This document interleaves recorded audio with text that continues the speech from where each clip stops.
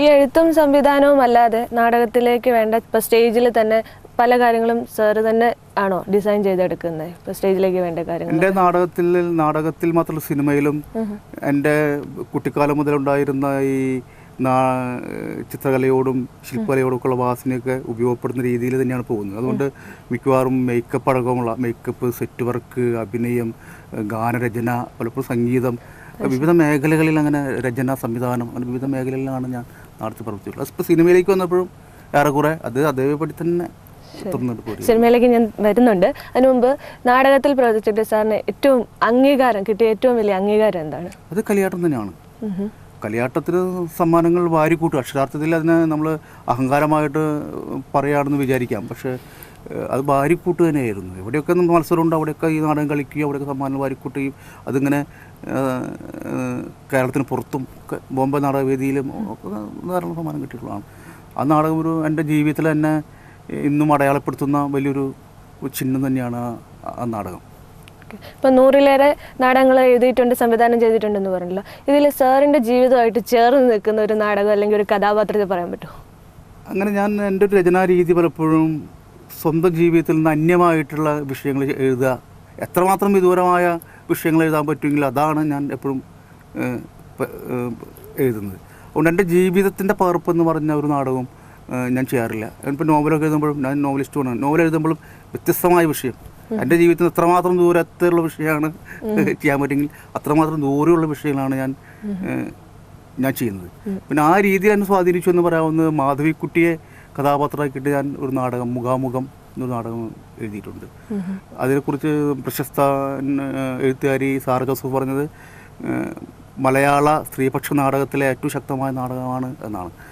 ആ നാടകം എന്നെ വല്ലാതെ, ആ കഥാപാത്രം ഞാൻ ജീവിച്ചിരിക്കും, ഞാൻ അറിയുന്ന ഒരു കഥാകാരിയെ എൻ്റെ നാടകത്തിലൂടെ ഞാൻ ആവിഷ്കരിച്ചു എന്നുള്ള അത് എനിക്ക് വലിയൊരു എന്നും മാനസികമായി വളരെ ടച്ചിങ് ഉള്ളൊരു നാടകം.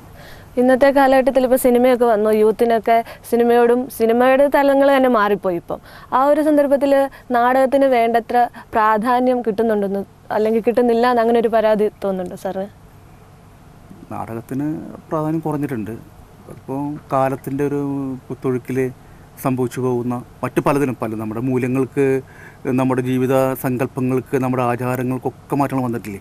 ആ കൂട്ടത്തിൽ നാടകത്തിനുള്ള ടേസ്റ്റിനും മാറ്റങ്ങൾ വന്നിട്ടുണ്ടാകും. പക്ഷേ എൻ്റെ ഒരു അഭിപ്രായത്തിൽ ഈ പലപ്പോഴും ഇപ്പോഴത്തെ ഈ വിഷ്വൽ മീഡിയയേക്കാളൊക്കെ വളരെ ഉയർന്ന തലത്തിലാണ് നാടകം നിൽക്കുന്നത് എന്ന് എനിക്ക് തോന്നിയിട്ടുള്ളത്. ശരി, സാറ് പറഞ്ഞു അതുപോലെ തന്നെ സാറിൻ്റെ നാടകങ്ങൾക്ക് വേണ്ടി സാറ് പാട്ടുകളൊക്കെ രചിക്കാറുണ്ടെന്ന് പറഞ്ഞു. അപ്പം ശരിക്കും കവിത എഴുതുന്ന ആ ഒരു തലത്തിൽ സാറ് വന്നിട്ടുണ്ട്, കവിതകളൊക്കെ പ്രസിദ്ധീകരിക്കാറുണ്ട്. ഞാൻ കവിയായിട്ട് തുടങ്ങിയത്. അത് ശരി. ഇന്ന് മലയാളത്തിലെ കാവാലം, കടമറ്റ രാമകൃഷ്ണൻ, സച്ചിദാനന്ദൻ, മുല്ലനേഴി, രാവുണ്ണി തുടങ്ങിയിട്ടുള്ള വലിയ കവികളോടൊപ്പം, നെടുമുടി വേണു തുടങ്ങിയിട്ടുള്ള ആളുകളോടൊപ്പം കവിത വായിച്ച് കൊണ്ടാണ് ഞാൻ അരങ്ങിലൂടെ വന്നതാണ്. പിന്നീട് കവിത ഉപേക്ഷിക്കുകയും നാടകത്തിനോട് ഭ്രമം പിടിച്ച് പിന്നെ നാടകത്തിൻ്റെ പുറകെ അങ്ങനെ പോവുകയും ചെയ്തു. അപ്പോഴും എനിക്ക് ഈ നാടകത്തിൽ ആവശ്യം വരുമ്പോൾ ഞാനൊരു ഗാനം അല്ലെങ്കിൽ ഒരു നാടൻ പാട്ട് എഴുതിണ്ടാക്കി അതിലവതരിപ്പിക്കും. അങ്ങനെയാണ് ഇപ്പോൾ ചെയ്യുന്നത്. സാറിൻ്റെ രചനകളൊക്കെ പ്രസിദ്ധീകരിച്ചിട്ടുണ്ടോ? 10-ലേറെ, ഏറെക്കുറെ 18ഓളം പുസ്തകം തന്നെ ഇപ്പോൾ കേരള സാഹിത്യ അക്കാദമിയാണ് ഒരെണ്ണം പ്രസിദ്ധീകരിച്ചത്. ഇപ്പോൾ പ്രസിദ്ധീകരിക്കുന്ന അതിൻ്റെ വർക്ക് നടക്കുകയാണ്. ബുദ്ധജൈന സ്വാധീനങ്ങൾ മലയാള സാഹിത്യത്തിലും നാട്ടുമൊഴിയിലും എന്ന വിഷയത്തെക്കുറിച്ചുള്ള ചരിത്ര ഗവേഷണ ഗ്രന്ഥവും ഇപ്പോൾ പ്രസിദ്ധീകരണത്തിലിരിക്കുകയാണ്. നമ്മുടെ പ്രേക്ഷകർക്ക് വേണ്ടി ഒരു 4 വരി കവിത.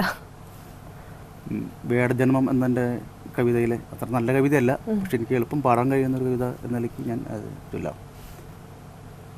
അമ്പെയ്തു ഞാൻ ഇണക്കിളിയെ അത് വന്നു തറച്ചതൻ നെഞ്ചിൽ, അമ്പെയ്തു ഞാൻ ഇണക്കിളിയെ അത് വന്നു തറച്ചതിൻ നെഞ്ചിൽ, ശരമുനയിൽ വേടഗർവത്തിൻ ജേതരക്തമായിട്ട് വീണതും ഞാൻ, ശപിക്കും മുനിയുടെ മിഴിയണ ഭേദിച്ചാർദ്ര ലവണ ബന്ധുക്കളായി അടർന്നതും ഞാൻ, അമ്പെയ്തു ഞാൻ ഇണക്കിളി, അമ്പെയ്തു ഞാൻ ഇണക്കിളി, ഇണയൊത്തു കിളിയെ ചുട്ടു തിന്നതും ഞാൻ, കാട്ടുതേൻ മണക്കും അവൾ തന്മാരിൽ ചേർന്നുറങ്ങി നിശാശിഖരത്തിലേതോ കിളിയുടെ വിരഹാർദ്ര വിലാപം കേട്ട് ഞെട്ടിയുണർന്നതും ഞാൻ.